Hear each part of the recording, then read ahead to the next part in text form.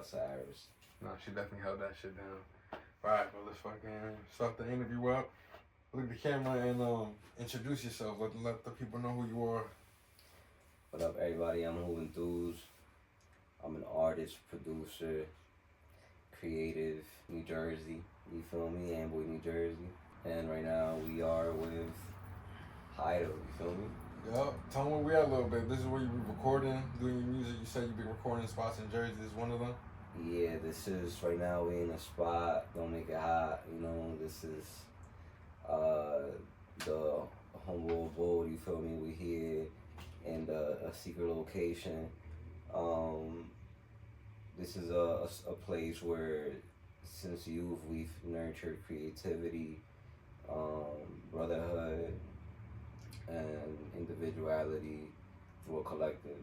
You know what I mean? So like, this is like the birth of a lot of like my individuality, my creativity, and who I am. And you know, this is like where we record from type shit, but in this spot where you're sitting at, this used to look like a whole different spot like years ago. So it's just like a whole lot of memories captured in, you know, like nostalgic. Yeah, nostalgic. This one room. So definitely like a nostalgic experience. Always coming here and like spending time here and everything. But this is a spot, bro. This is like a lot of the records get made here. A lot of time gets spent here. Like, we gonna watch NBA finals here. Like, fucking, we done fucking seen it all here. You feel me? Like, it's the spot. Everything went down here. We done seen everything go down here to the point where like we even lost this place for a minute and then we just got it back. You know, like just like damn, God did. You know what I'm saying? So like, if it wasn't for time, we wouldn't even be having this interview here, but because God made that happen, we're here. You feel me? Shit, bro, that's dope, bro. Now it makes it feel more like, oh shit, even better that we're here. You know what I'm saying? And doing this, like, but fucking for the people who don't know, like, who's Juventuz, like beyond the music, like. Yeah, beyond the music, I'm someone who's like a brother first, you feel me? I'm a brother at home, I'm a brother like to my brothers. I'm someone who people rely on, whether that's like just to be there in a creative way, because they rely on a creative input, a creative, a different type of perspective. And I feel like we all play kind of like a role, you feel me? Everybody is like a button on a PlayStation controller, and like if you all contribute, you can make shit work. And I'm good at like seeing who could play each button in a way. So outside of the music and everything, I just feel like I'm like a great friend and a great like brother. That's dope. But do you believe in karma and shit like that? Yeah. Yeah. Of course, I believe in it. Like, you know, like, in a way, like, I believe, like, what you put out, you get. No, of course, yeah. It's all about energy, Yeah. like you're saying. And even to hit that spot by, like, the remote, like, everybody has a role to play. Like, as long as everybody knows where to go. I was thinking, like, when you said that, I was like, bro, hit the right buttons and you get a cheat code and unlock some shit, you know? If everybody works together. Yeah, bro, that's the key, bro. Harmony, you feel me? And why you choose the name Juventuz? Like, why that? Like, how you come up with that? Like, what inspired that?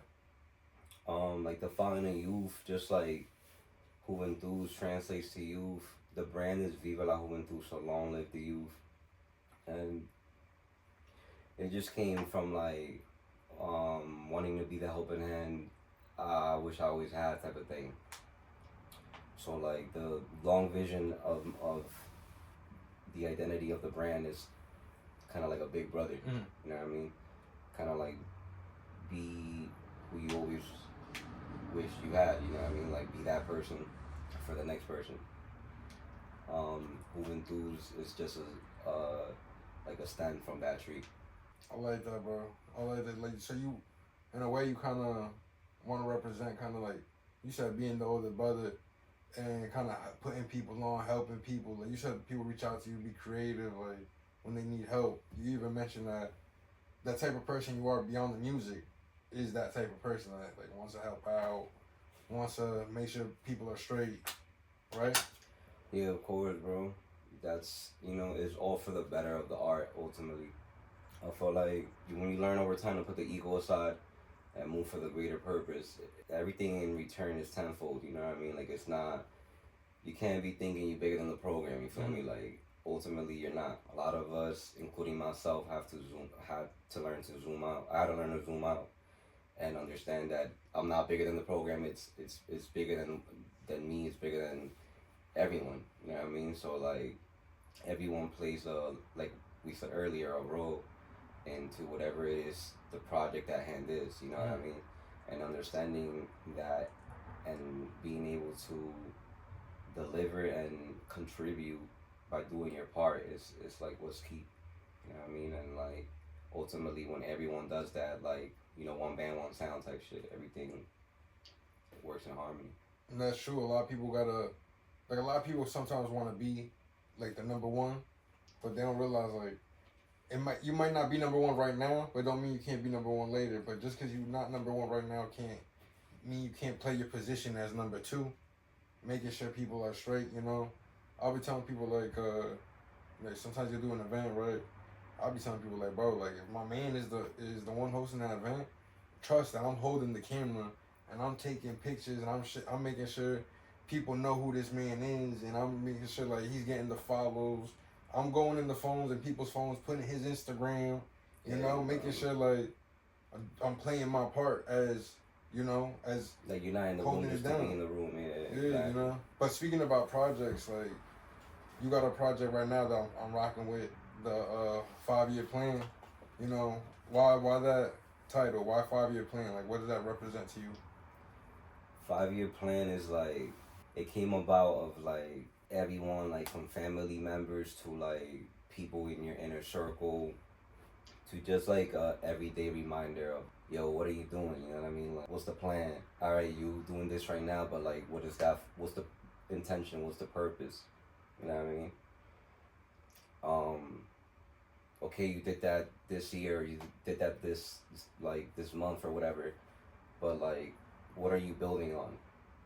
Are you working like backwards from a goal? Does this have? Is this with intent? Like, are you doing this because it's a trend, or are you doing this because this is part of the strategy to your foundation, like that you're trying to build? I always like to think of like whatever it is you're building as like houses, right? Like are you building towards a house, like or is it just like you just playing around type shit? You know what I mean? The title and shit. Yeah, we was talking about that. Just kind of what I was mentioning earlier when I told you like in the past like year and a half, I started painting and I did my first art show. Yeah. Hanging up at this thing called like Art Groove in New York. That was the first time, and then I'm gonna be real. It's the first and only time I ever paid to hang up my art. Like that was the first, and I remember I had to pay like $175, right? $175 to hang up 4 pieces in a gallery, and I remember thinking to myself like, bro, I don't even want to put this bread down. Like honestly, like I don't want to spend that bread. But then I thought to myself like, man, I could sell a painting for $200, and make my bread back. All I gotta do is sell one painting. So I sent them the bread. I didn't sell no paintings. Yeah. You know what I'm saying? But that was the first time, bro. Like I'm in the gallery. I'm shaking hands with people, and from that day, like 2 years later, bro. Now I'm in Art Basel in New York doing graffiti. In New York Fashion Week doing graffiti. In Miami doing graffiti. Like that's fire. Doing paintings and shit like that. So, and like we was mentioning earlier though, like but in those 2024 to 2026 now, bro, I had a lot of fun, and like when I fuck with the 5-year plan, because after all those, like starting this year, now we 6 months in, I feel like I've been thinking to myself, like, what is my plan? Like, I had hella fun doing this shit, you know, and it was cool, but what is the plan? Like, when the wave is done, like, am I gonna use this opportunity to build what with it? Like you said, like, I could stay in an apartment having fun or build a house, you know? Yeah. So I fucked with that 5-year plan, like what you was representing. I really sat with that, and I really fucked with that. That's why I be bumping the track a lot too. Yo, thank you, man. Yeah, a lot of people relate to it in that same way because they feel like it's relatable in a way of self development almost. Like it's a reminder of, like, to me that's what it is. It's just a reminder. You know what I mean? Like, purely. And to others is like it could be either a bob or it could also serve them as a reminder as well. You know, like, life is fun and everything. Like, even a song, it's a fun song. Mm-hmm. You know what I mean? Like, I don't think it's anything but a fun song, but also like a reminder to, like, you know, work on your shit. Nah, yeah, it definitely. When I bumped that shit, it really had me think like, damn, bro, like, what's my fucking 5-year plan? Like, you know, what am I working towards? Yeah. You know, like, what are my goals? I could be painting, just jumping events and doing shit like that, like, as it comes by. But The beauty what of is that the song plan? is that shit, like, is turned into, like, more than a song. It's like a conversation. Literally, Mm-hmm. like, we're here talking about it. And, like, everyone who talks to me about the song, it's literally, it turns into a conversation. So that's why I feel like the song is so impactful, because it's deeper than the music. You feel me? Like, everyone I meet through that song, I'm sitting there and I'm socializing with, and they're telling me about their, like, whatever is going on in their life, and how this song is like relating to their life in a way. And some conversations could end musically, some of them end creatively, some of them don't end anywhere. You feel me? But Mm-hmm. it's just the fact that it's deeper than just music. Nah, that's dope, bro. And I fuck with that. How people are, you're saying, having conversation off that, and really, I didn't know, like, if other people were listening to it and feeling the same way. Like, yo, what am I doing with my life? Like, you know, it could be at any age, bro. Yeah. I think a lot of the, like, internet be fucking people up because they be like, oh, I'm not a millionaire at fucking 17 with a Rolls Royce. Like, I ain't doing shit with my life. You know, like, that should be happening. People be stuck on Instagram not knowing what the fuck to do because they're watching one person's life. Yeah. You know? But speaking about 5-year plans, like, what's yours? What's your 5-year plan looking like? What do you think? Man, I'm just trying. My 5-year plan is to build VLJ, Viva la Juventuz, into its own world. Something that when you come into my universe, you can identify with, and you can easily you can tell you're in the Juventuz world. I'm trying to build that through, like, certain design and like with the music sound, like with the sound design of the music, but also the visual design, just like a reflection of how I visualize life. I want all that to reflect, like, my past, my present, and what I see my life as in my future. You know what I mean? But ultimately, just like from an elevated artistic way. So what do you think is the first step you taking towards that? I mean, I'm taking it right now. You know, just dropping music at this very moment consistently. You know what I'm saying? We have a whole, like, strategized plan. We have a release calendar. We're really, like, applying pressure, and, like, the beautiful thing, like I set up with 5-year plan, is the fact that it's a conversation. So, like, I met this gentleman in Soho who had his own brand. I shot a video of him asking him about his 5-year plan. This shit went crazy on the internet, like, probably one of my most seen videos on my page. So the data's there. It's literally telling me, like, yo, you can get your music across while people share their story through your message. You know what I'm saying? I'm giving people the platform to share their story through my message, which is 5-year plan, right? So I'm doing that. Like, I'm literally taking the first step as to, like, identifying what works, and, like, doubling down on the shit, and, like, really, like, applying pressure on that. Ultimately, I'm gonna continue to follow up with great music, but I'm also nurturing the idea of, like, 5-year plan, because ultimately, like, you know, ideally when I dropped the song, it was like, all right, this is a good song. I like it. It means something to me. Like, I could work off this. There's a lot of content I can shoot. This, that, and the third. I dropped the song, not really thinking of, like, how this shit gonna turn into a conversation. And now I'm like, all right, like it's more than just a song. Like I don't even gotta say the people. Like I posted that video with that kid from Soho who owns a brand, and the internet is saying it. You know what I'm saying? So it's just like if there's a community there for it, like why not nurture that community? You know what I mean? So like I continue to water that seed and it continues to blossom. That could mean like I could, for all I know, drop a project called 5-Year Plan. That shit continues to go up, man. You know, 5-year plan tour. You feel me? Like, y'all, you know what I mean? Like, we going everything 5-year plan merch. You know what I'm saying? Like, we gonna go all in. That shit continues to go up. That's the shit we gotta continue to pour, and then you gonna see. You know what I mean? I'm pull up on you with the 5-year plan shirt. You know what I'm saying? Like, that's how it gotta be. Like identifying what works, while you and you know continue to like put out music, like whether that's experimenting or nurturing your foundation. But like once you know the world in a way responds to you and tells you like, yo, this shit is working, and and you acknowledge that it's deeper than a song playing, it's a fucking conversation. Like bro, that's tremendous impact, bro. People are like talking, like, you know what I'm saying, like about it, not even about the song, it's about what it means to them, their story. Yeah.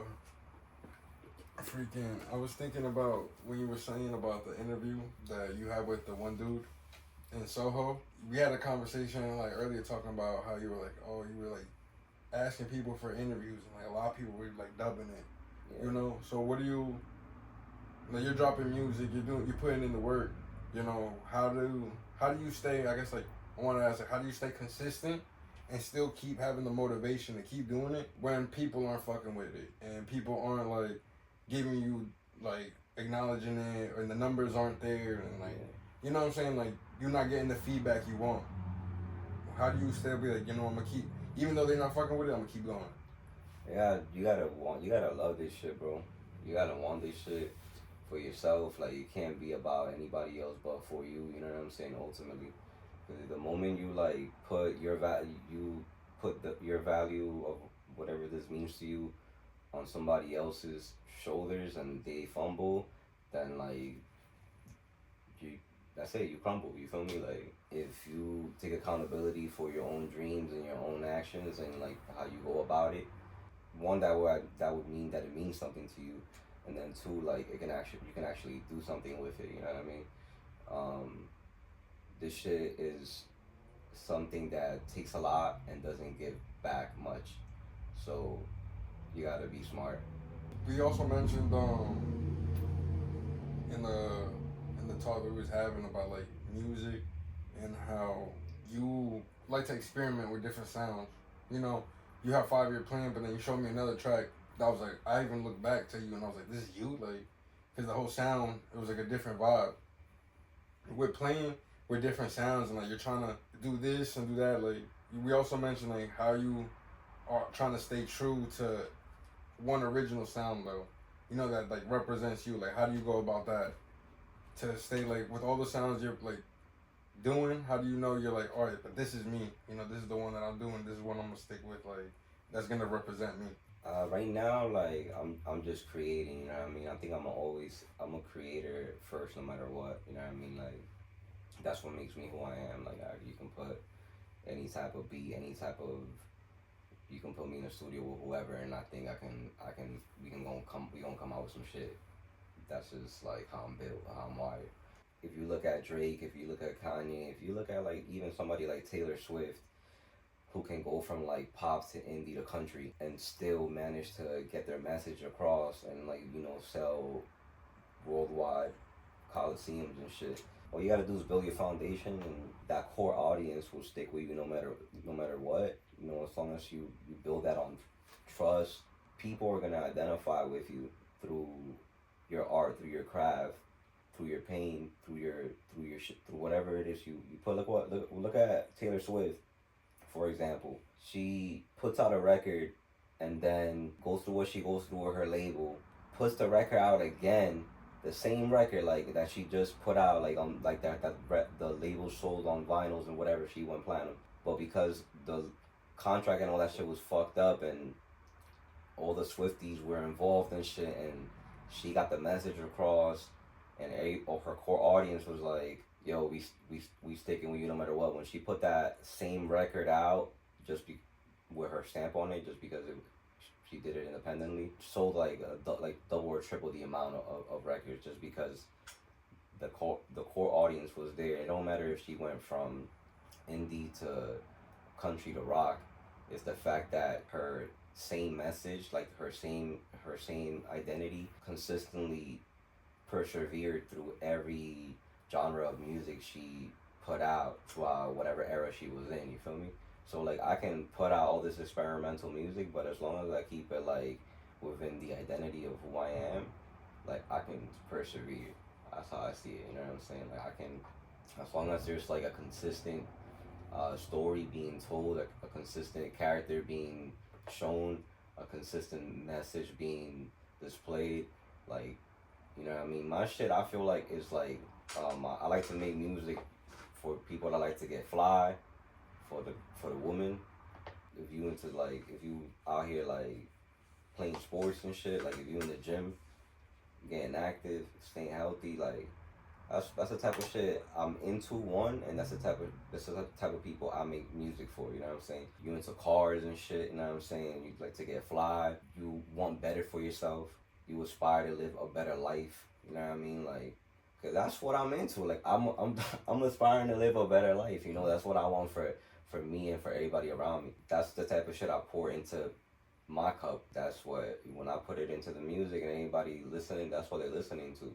I feel like as long as I consistently showcase those sides of me, no matter if it's some shit with some horns or some trap shit or some melodic shit, I'm sure R&B shit, whatever it is, my audience is gonna be able to resonate with me. Nah, but yeah, it's true. You know, and I think I remember about that Taylor Swift shit where she basically just dropped the whole album, like the same album again, but like she re-recorded it in her own studio. Yeah, she you know, got her own masters. she got her own masters on that shit, and it was literally the same track, same everything. Like, everybody bought that shit. And everybody bought that shit like crazy.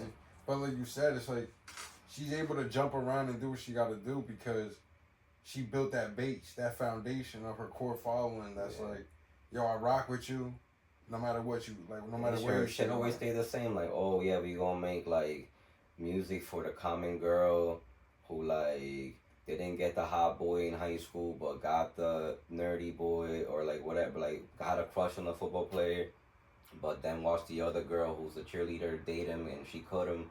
Like that's her like storyline forever. Like, you know what I'm saying? But she did it through indie, she did it through country, she went to pop, but the storyline always stood the same. Like, oh, I'm that girl who like, that's her flow, like that's her. Yeah, that's the swag. Like, I'm the sad girl who like lives in regular life, didn't cheerlead and didn't do this, didn't do that, and now I'm finally in love. Now she's in love with Travis Kelce. So she's like, I finally found the guy type of shit. It's like a whole story, bro. It's like a whole Disney story. You feel me? But she played that shit consistently through every genre. But because the story never changed, people stood along for it. You know what I mean? Like, it depends how you tell your story and how, like I continue to build these houses.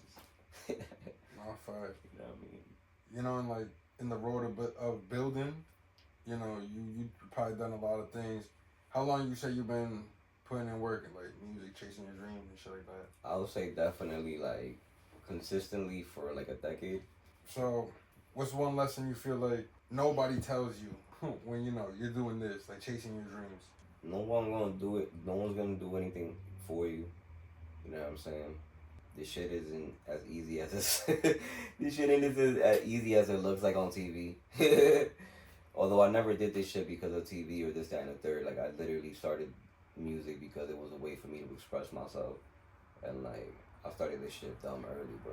I was like in high school doing this shit, but I didn't start on a serious note until like I was in college type shit.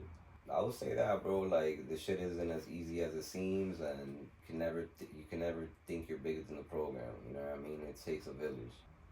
Learning all that, you know, in the decade that you've been putting in this work, hustling, you know, chasing your dreams.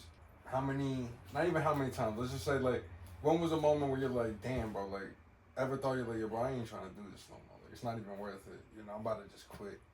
Never. Never? Nah, I've had hard times, but like I've never like thought about quitting, bro. So what makes you keep going then? Like, what makes you be like, nah, I'm not gonna quit? Like, I just feel like I don't know. There's something in me that like I wake up every day and I still like want it. You know, like I still crave the dream of like of being on tour and like selling records. Like I still like the grittiness of it. I still love it. I still love the process. I like making music. I like being in the studio late. I like creating. I like being in the mix of shit, directing this and like sitting down and socializing with people like you and talking about the what's going on right now. But it's just like you know what I mean. I think that's what keeps me going. Like the fact that I love the hustle. You know what I mean? the That dream shit, too. yeah, I love the dream, bro. Like this shit is deeper than music ultimately. Investing all your investing all the time that you've been putting in. What's one of the biggest sacrifices you've put? You feel like one of the biggest sacrifices you think, damn, like something you've done investing in your dream. You know. Probably like moving to New York. Yeah. Like after the pandemic, I had some bread saved up and the opportunity presented itself to like share an apartment in the city and shit. And I had enough money to do it. And I was like, fuck it, I'm gonna go. Just took the leap of faith. I didn't even have a job, bro. I was living off like pandemic checks. The pandemic. Yo, people was eating that time. Like, Nah, I'm not even low-key. going front. Something hit my bank account one time. I was like, what? I just had bread saved and shit, and then cause I was dog walk. That's when I started dog walking and doing all that in the city. So I had bread saved, and then I started doing that once I got there. Cause before the pandemic, I was a massage therapist out here. Going back to 5-year plan. Let's say somebody brand new pulls up, right? Hasn't heard the song. They hear the song. What's what's the lesson you want them to take from that one? I know we like spoke a little bit on top of that, but like, what's the lesson you want them to take off of that?